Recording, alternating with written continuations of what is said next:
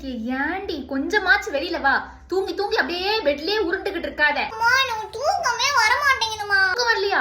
ஏன் தூக்கம் வரல? ஐயோ 2 நாளா ராத்திரி தூங்கவே மாட்டேங்குது. திடீர்னு நினைச்சுக்கிறாங்க ஏதாவது காத்துக்கிட்டு படிச்சிருக்குமா.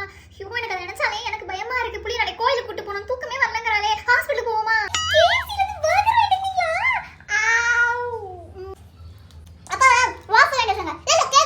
நானும் உங்க அப்பனை சொத்தை வித்தாவது உனக்கு சோறு போடுறோம். எப்பா பார்த்தாலும் சோறு சோறு சோறு.